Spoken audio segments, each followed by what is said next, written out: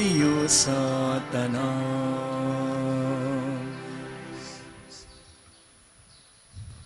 Sa ngalan ng Ama, ng Anak at ng Espiritu Santo. Amen. Ang pagpapala ng ating Panginoong Hesukristo, ang pag-ibig ng Diyos Ama, at ang pakikipagkaisa ng Espiritu Santo nawa ay sumainyong lahat. At sumainyo rin. Magandang umaga po sa inyong lahat. Magandang umaga rin po, Father. Welcome po sa parokya at pambansang dambana ni Santo Padre Pio. Ngayon po ay Lunes sa ika-19 na linggo sa karaniwang panahon. At kaisa ng lahat ng ating mga intensyon, ipanalangin natin ang lahat ng mga nagpamisa, lahat ng mga nagdiriwang ng kaarawan at anibersaryo sa araw na ito, ang mga patuloy na dumudulog kay Santo Padre Pio para sa kanilang mga kahilingan at karamdaman, at para sa kapayapaan ng kaluluwa ng lahat ng ating mga yumao. Natatanging panalangin para sa intensyon ni Jerome Pasha. Aminin natin ang ating mga kasalanan upang tayo ay maging marapat gumanap sa banal na pagdiriwang.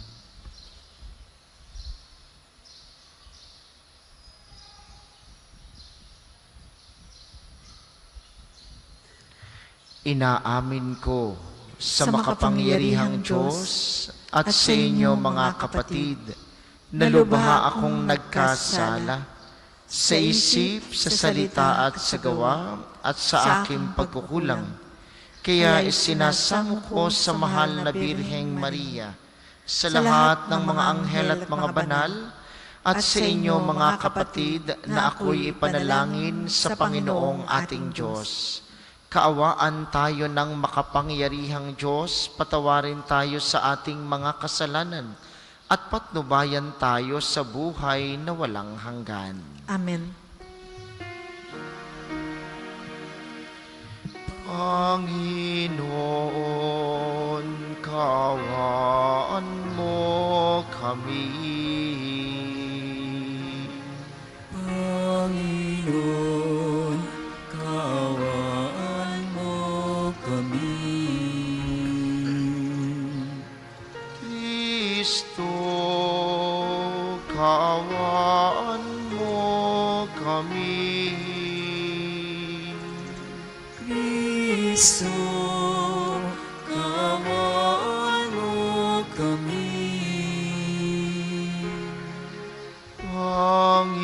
Panginoon, kaawaan mo kami.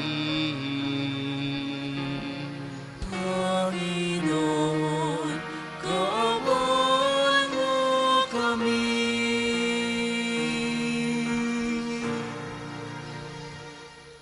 Manalangin tayo.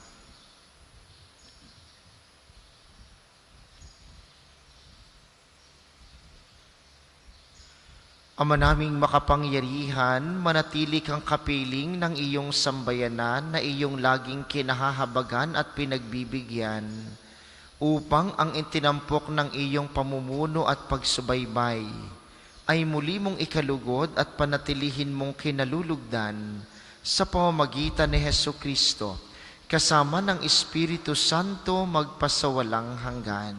Amen.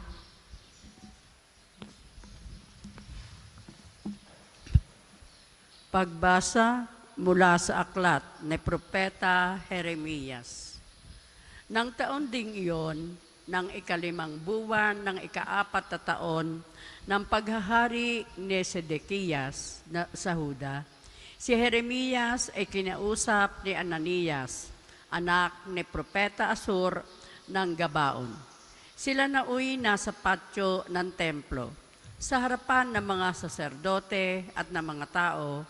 Ang sabi ni Ananias, ito ang sabi ng Panginoon, ang Diyos ng Israel. Winakasan ko na ang kapangyarihan ng hari sa Babylonia. Sa loob ng 2 taon ay ibabalik ko sa templong ito ang lahat ng kagamitan na kinuha ni Haring Nabucodonosor at dinala sa Babylonia. Ibabalik ko rin dito si Jeconias, anak ni Haring Joaquin, ng Huda, at ang lahat ng bihag na taga-Huda na dinala sa Babylonia. Aalisin ko na kayo sa ilalim ng kapangyarihan ng Babylonia. Sinabi naman ni Propeta Jeremias kay Propeta Ananias, nang naririnig ng mga saserdote at lahat ng naroroon sa patio ng templo. Amen. Ganyan nga sana ang gawin ng Panginoon. Magkatotoo nawa ang ipinahayag mo. Mapabalik sana rito mula sa Babylonia ang lahat ng kagamitan ng templo at ang lahat ng dinalaroong bihag. Ngunit pakinggan ninyo ang sasabihin ko sa inyong lahat. Ang mga propetang nauna sa atin ay nagpahayag na magkakaroon ng digmaan, taggutom at salot sa maraming bansa at tanyag na mga kaharian. Kung magkakatotoo ang pahayag ng isang propeta na iiral ang kapayapaan, saka lamang natin malalamang ang Panginoon nga ang nagsugo sa kanya. Pagkarinig niyon, kinuha ni Propeta Ananias ang pamatok na nasa batok ni Jeremias at binali. Pagkatapos, sinabi niya sa lahat ng naroroon, sinasabi ng Panginoon na ganito ang gagawin niya sa mga pamatok na inilagay ni Haring Nabucodonosor sa lahat ng bansa. At ito'y gagawin niya sa loob ng 2 taon. At umalis si Propeta Jeremias. Pagkalipas ng kaunting panahon, mula nang baliin ni Propeta Ananias ang pamatok ni Propeta Jeremias, kinausap ng Panginoon si Jeremias. Pumunta ka kay Ananias at sabihin mo, nawasak mo nga ang pamatok na kahoy, ngunit papalitan ko ng bakal. Lalagyan ko ng pamatok na bakal ang lahat ng bansang ito upang sila'y maglingkod kay Nabucodonosor. At magkakagayon nga, siya'y paglilingkuran nila sapagkat ipinailalim ko sa kanya pati ang mga hayop sa parang. At sinabi pa ni Propeta Jeremias, Ananias, hindi ka sinugo ng Panginoon. Pinapaniwala mo sa isang kabulaanan ang mga taong ito. Kaya't ang sabi ng Panginoon, ikaw ay mawawala sa daigdig na ito. Mamamatay ka sa taon ding ito sapagkat tinuruan mo ang bayan na maghimagsik laban sa Panginoon. At nang 7 buwan nga ng taong iyon, si Propeta Ananias ay namatay. Ang salita ng Diyos. Salamat sa Diyos. Salmong tugunan. Poon, ituro mo sa akin ang utos mo upang sundin. Poon, ituro mo sa akin ang utos mo upang sundin. Sa landas na di matuwid, huwag mo akong babayaan, pagkat ikaw ang mabuti, ituro ang iyong aral. Poon, ituro mo sa akin ang utos mo upang sundin. Tulungan mong ihayag ko yaong tunay na balita, yamang sa iyong kahatulan, lubos akong may tiwala. Poon, ituro mo sa akin ang utos mo upang sundin. Sa akin ay magsilapit, ang sa iyo ay may takot, maging yaong mga tao na alam ang iyong utos. Poon, ituro mo sa akin ang utos mo upang sundin. Sana'y lubos kang masunod ang buo mong kautusan upang hindi mapahiyat tamuhin ko ang tagumpay. Poon, ituro mo sa akin ang utos mo upang sundin. Nag-aabang ang masama upang ako ay mapatay, ngunit ako'y mabubuhay sa bigay mong kautusan. Poon, ituro mo sa akin ang utos mo upang sundin. Hindi ako nagpabaya sa utos mo at tuntunin, pagkat ikaw ang guro ko na nagturo ng aralin. Poon, ituro mo sa akin ang utos mo upang sundin.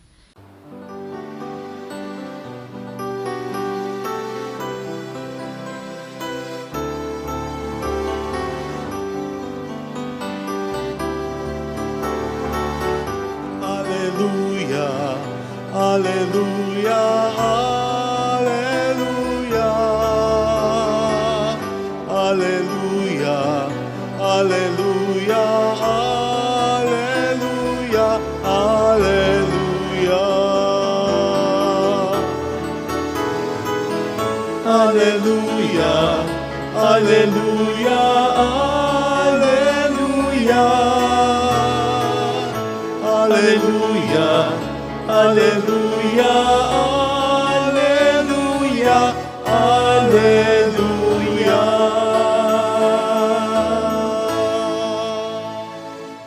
Sumainyo ang Panginoon. At sumainyo rin. Ang mabuting balita ng Panginoon ayon kay San Mateo. Papuri sa iyo, Panginoon.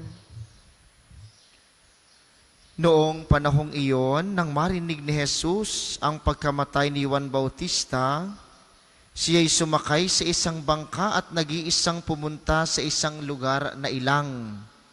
Nang mabalitaan naman iyon ng mga tao, sila'y lumabas ng bayan at lakad na sumunod sa kanya.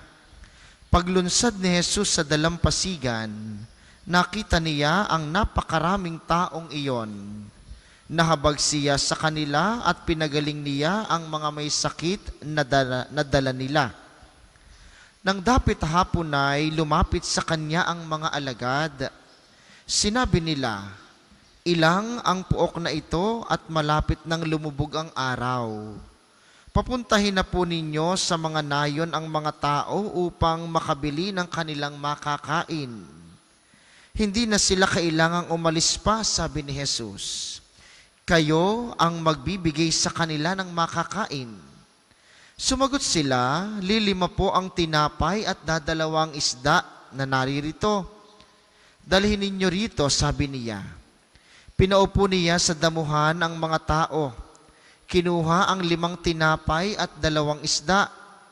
Tumingala siya sa langit at nagpasalamat sa Diyos.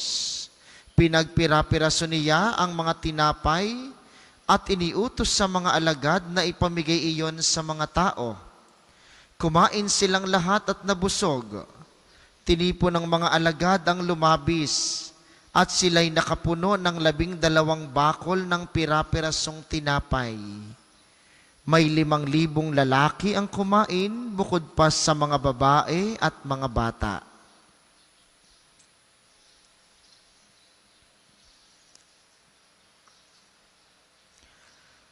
Ang mabuting balita ng Panginoon. Pinupuri ka namin, Panginoong Hesukristo. Muli po, magandang umaga sa inyong mga naririto sa atin sa mabansang dambana, gayon din sa mga patuloy na nakikiisa sa atin via live streaming, lalo tigit ang mga kababayan natin sa iba't ibang bansa, natatanging panalangin para sa mga lagi nating kasama tuwing misa ng alas 7 ng umaga, ang mga nakikinig sa opisyal na himpilan ng radyo, ang 95.9 Radyo Totoo, dito sa Batangas at mga karatig lalawigan. Sa mabuting balita ngayon, kaugnay ng mabuting balita kahapon, binibigyang halaga ang dapat nating pamamaraan ng ating laging pagsimba. Kung inyong babalikan ang mga salitang binabanggit ni Jesus, ang mga salitang binabanggit din sa banal na misa, lalo na sa oras ng konsagrasyon ng pagiging katawan at dugo niya, ang alak at tinapay. Kinuha niya ito, nagpasalamat, pinagpira-piraso, at ibinigay sa mga alagad.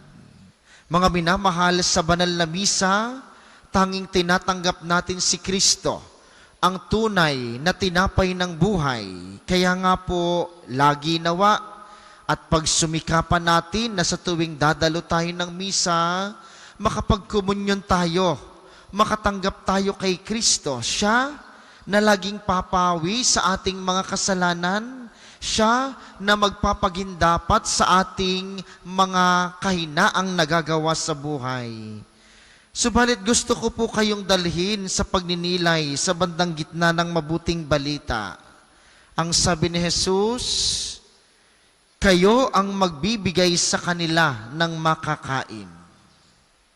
Sa tuwing matatapos ang banal na misa, tuwing uuwi tayo, tuwing hahayo tayo, ito po'y malaking atas at malaking responsibilidad sa bawat isa sa atin, na yung Kristo, ang tinapay ng buhay na ating tinanggap, yung kapayapaan na ating naramdaman sa pagtanggap sa Kanya, yung kapanatagan ng kalooban, yung katiwasayan ng ating isipan na ating natanggap sa banal na misang ito, kayo ang magbibigay sa kanila ng makakain.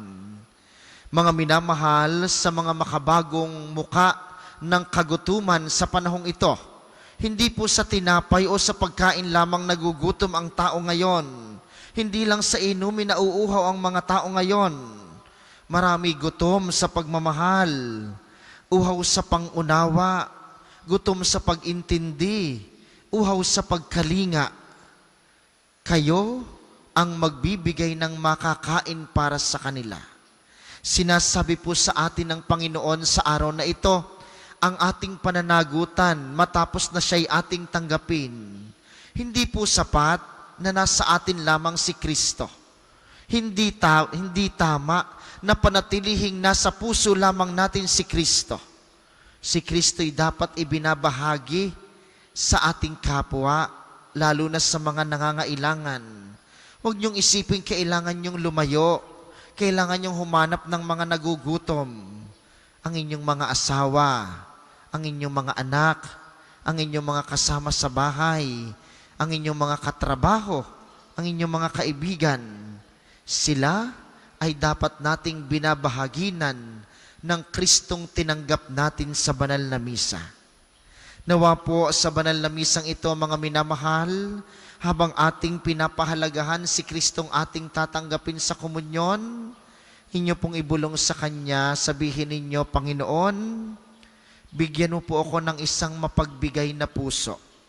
Hayaan mong sa aking mumunting kakayanan, makapagpakain at makapagbigay inumin ako sa aking kapwa, sa mga taong lubos na nauuhaw at nagugutom sa pagmamahal, sa pag-unawa at sa pag-intindi, upang ito'y maging kabahagi ng aking pagmamahal na tinanggap mula sa iyo, ang aking kapwa, nababahaginan ko ng iyong pag-ibig. Para po sa mga maghahandog ng sobre, pakihulog na lamang po sa buslo.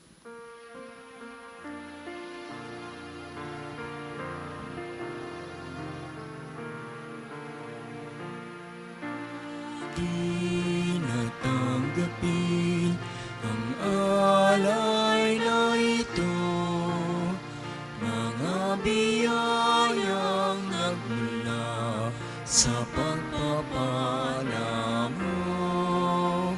Tanda ng bawat puso, pagkat inibig mo, ngayon'y nananalig, nagmamahal sa'yo.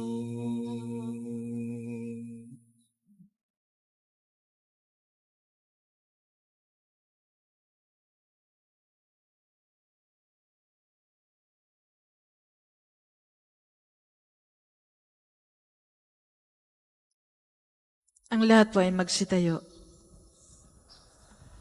Manalangin kayo, mga kapatid, upang ang paghahain natin ay kalugdan ng Diyos amang makapangyarihan. Tanggapin nawa ng Panginoon itong paghahain sa iyong mga kamay, sa kapurihan niya at karangalan, sa ating kapakinabangan at sa buong sambayanan niyang banal. Ama naming lumikha, para mo ng awa, gawin mong banal ang mga alay naming iyusan ng kalugdan, at kami gawin mong haing sa iyo'y laging nakalaan sa pamamagitan ni Jesucristo, kasama ng Espiritu Santo magpasawalang hanggan.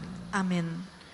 Sumainyo ang Panginoon. At sumainyo rin. Itaas sa Diyos ang inyong puso at diwa. Itinaas na namin sa Panginoon. Pasalamatan natin ang Panginoong ating Diyos. Marapat na siya ay pasalamatan. Ama naming makapangyarihan, tunay ngang marapat na ikay aming pasalamatan.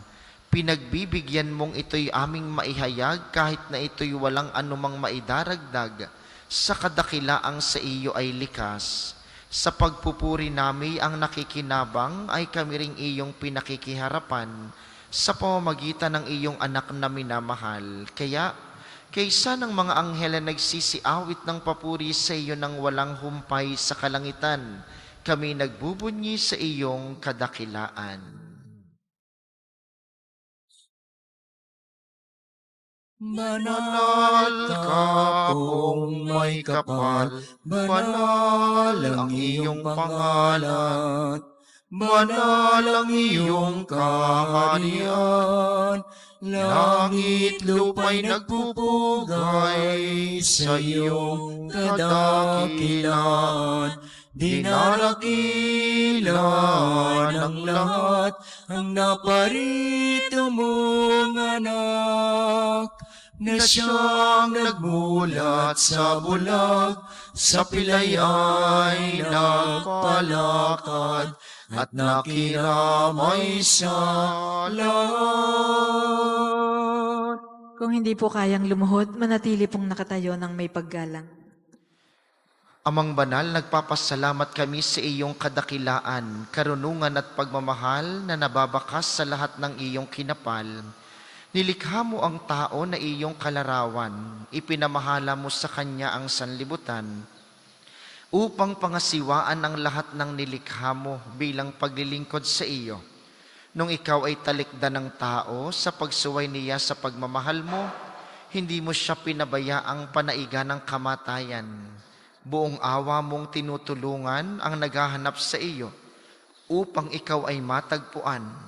Mulit-muli mong inialok ang iyong tipan at sa pamamagitan ng mga propeta, tinuturuan mong umasa ang mga tao sa pagdating ng kaligtasan. Amang banal, gayon na lamang ang pag-ibig mo sa sanlibutan, kaya noong dumating ang panahon ng kaganapan, isinugo mo sa amin ang iyong bugtong na anak bilang tagapagligtas. Nagkatawang tao siya lalang ng Espiritu Santo at pinanganak ni Santa Mariang Birhen. Tumulad siya sa aming pamumuhay sa lahat ng bagay, maliban sa paggawa ng kasalanan. Sa mga dukha, ipinangaral niya ang mabuting balita. Sa mga napipiit, ipinahayag niyang sila'y lalaya. Sa mga nahahapis, inihatid niya ang galak at tuwa. Upang kanyang sundin ang loob mo, nagpakasakit siya hanggang sa mamatay.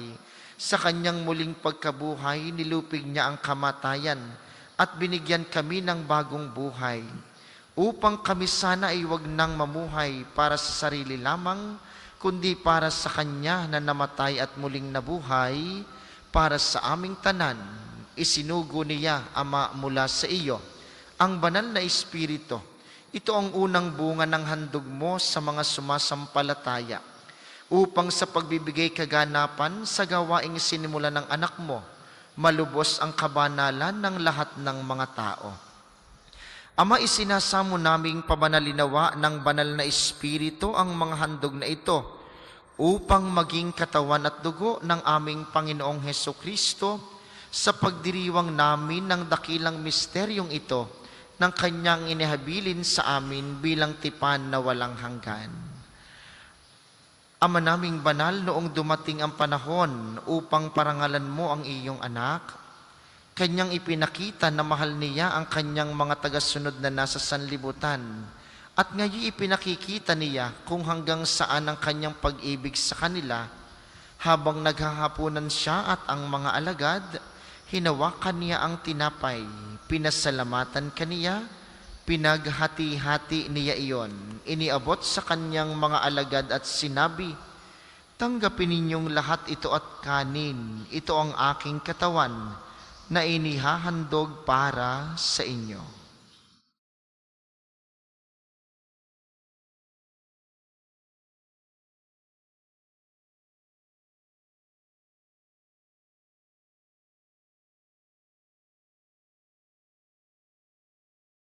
Gayon din naman, hinawakan niya ang kalis, muli kaniyang pinasalamatan, iniabot niya ang kalis sa kanyang mga alagad at sinabi, "Tanggapin ninyong lahat ito at inumin, ito ang kalis ng aking dugo, ng bago at walang hanggang tipan, ang aking dugo na ibubuhos para sa inyo at para sa lahat sa ikapagpapatawad ng mga kasalanan.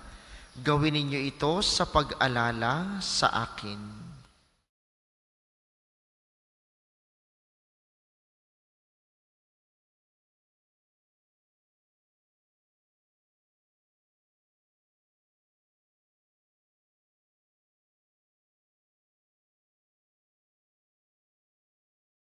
Ipagbunyi natin ang misteryo ng pananampalataya. Si Kristo'y namatay, si Kristo ay nabuhay, si Kristo ay babalik sa wakas ng panahon. Ama, ipinagdiriwang namin ngayon ang alaala ng aming katubusan. Ginugunita namin ang pagkamatay ni Kristo, ang kanyang pagpanaog sa kinaroroonan ng mga yumao, ang kanyang muling pagkabuhay, pag-akyat at pagluklok sa iyong kanan. Ngayon ay hinihintay namin ang dakilang araw ng pagpapahayag niya sa gitna ng kanyang kaningningan.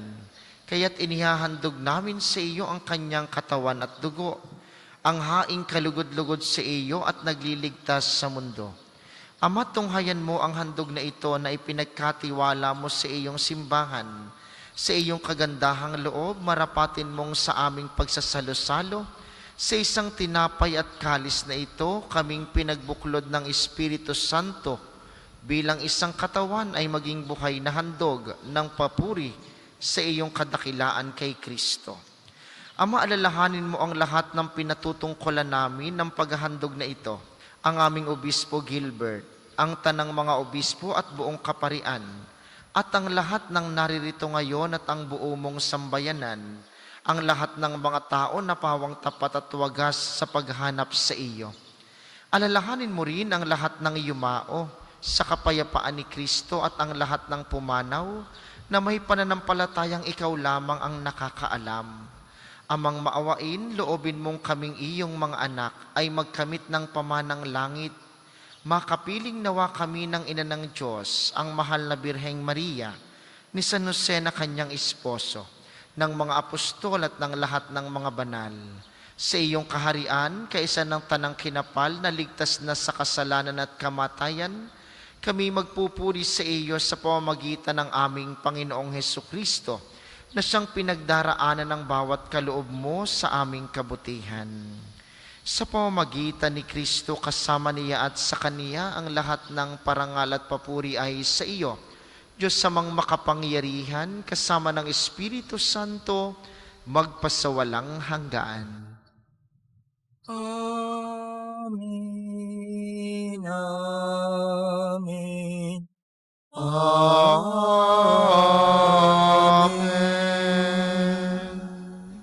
Sa tagubili ng mga nakagagaling na utos at turo ni Jesus na Panginoon natin at Diyos, ipahayag natin ng lakas loob.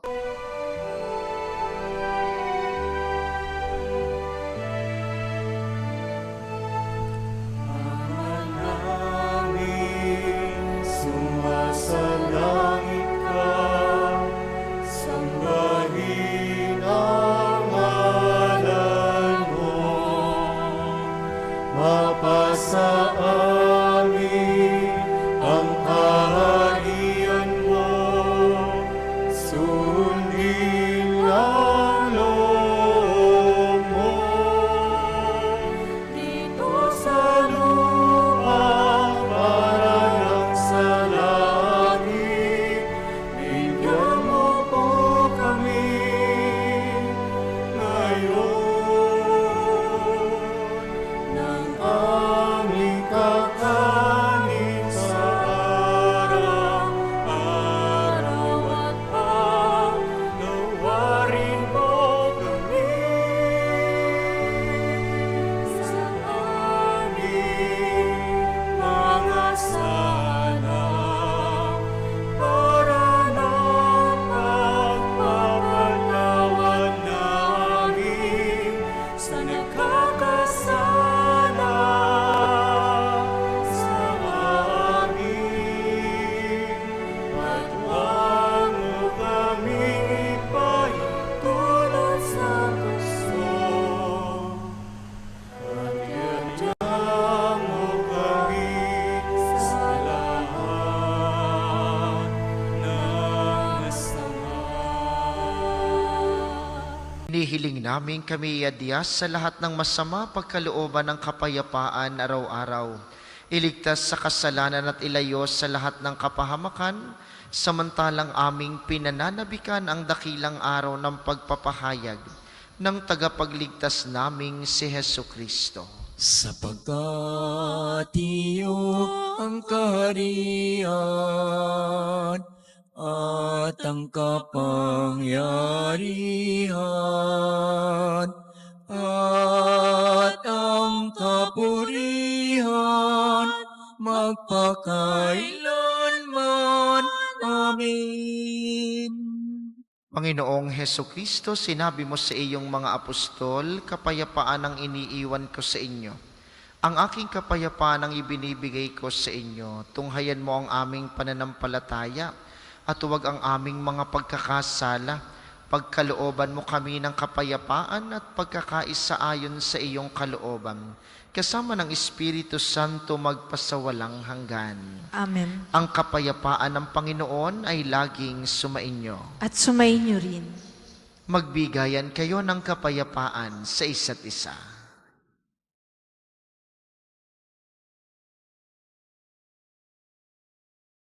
Kordero ng Diyos na nag-aalis ng mga kasalanan ng sanlibutan, maawa ka sa amin. Kordero ng Diyos na nag-aalis ng mga kasalanan ng sanlibutan, maawa ka sa amin. Kordero ng Diyos na nag-aalis ng mga kasalanan ng sanlibutan, ipagkaloob mo sa amin ang kapayapaan. Kung hindi po kayang lumuhod, manatili pong nakatayo ng may paggalang.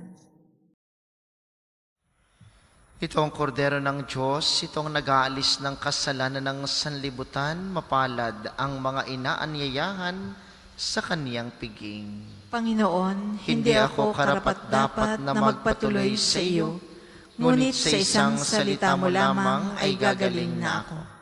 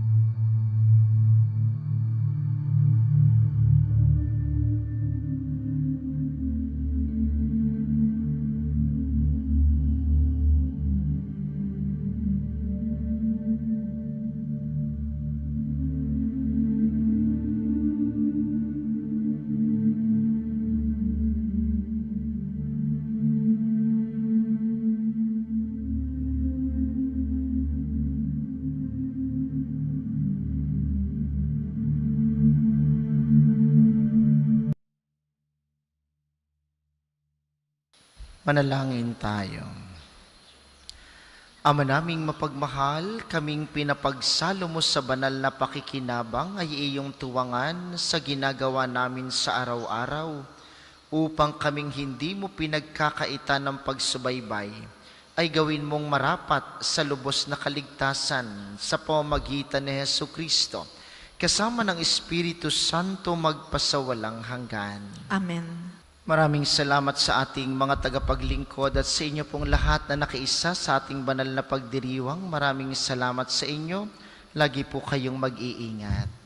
Sumainyo ang Panginoon At sumainyo at rin. pagpalain kayo ng makapangyarihang Diyos ang Ama, Anak at Espiritu Santo. Amen. Ang banal na misa ay naialay na, humayo kayong mapayapa, ibahagi si Kristo sa ating kapwa. Salamat sa Diyos.